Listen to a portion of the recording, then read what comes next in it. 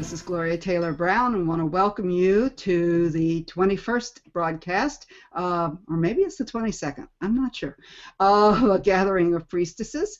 And this evening we have with us the beauteous Miss Ruth Barrett, the Dr. Ruth Barrett.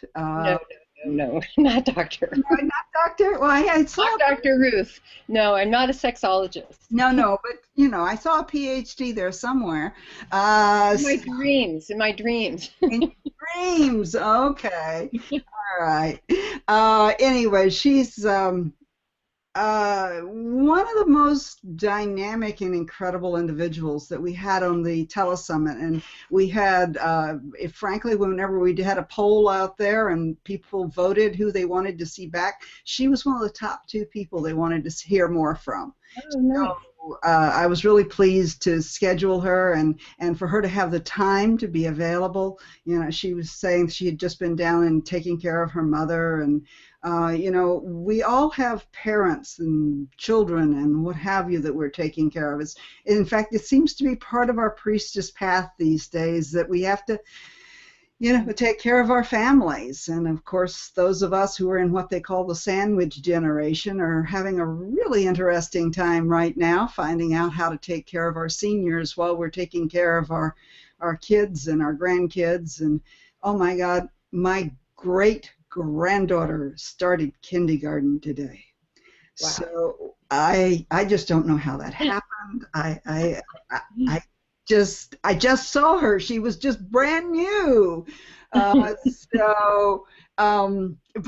it is a long tradition, and it's a tradition that we want to hold and we want to develop, that we're basically being there for people, and we're being there and developing a program of priestesses. And we're going to begin with a question that we always begin with, because I know we have new listeners who haven't heard Ruth speak before. So, Ruth, please tell us, what drew you to the path of the priestess?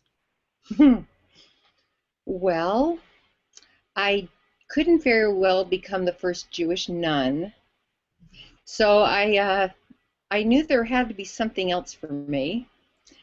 Because I literally did. I used to walk by Catholic churches and watch the nuns, and there was something about that, and which I recognized, of course, much, much later, was about women coming together for spiritual service and for devotion. I wasn't interested in Jesus. I was really interested in Mary, but didn't quite know why. But in Jewish tradition, you don't usually see images of sacred female. You don't see images of deity in general. So I think that she called me when I was very, very young. And, you have to look around at what's available at the time. And now, of course, we're living in such a different era.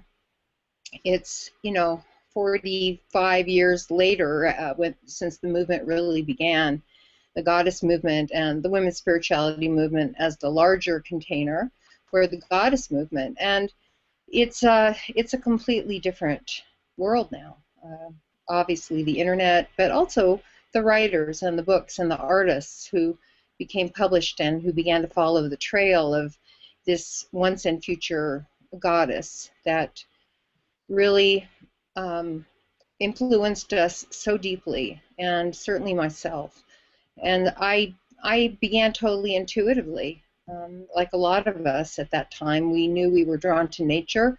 I'm using the we deliberately because I'm so not alone, although I have my own story, as we all do, in how we began to name this path. And I was raised in the Jewish Reconstructionist movement, and so the concept of a male god was not part of how I grew up.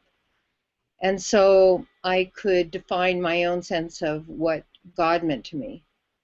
And so I did. And it was not what my parents expected, but I was certainly encouraged to be my own person, and I think that really helped me to not have so many obstacles in developing myself, eventually becoming an ordained priestess. Well, fabulous. Thank you. And, we had your cousin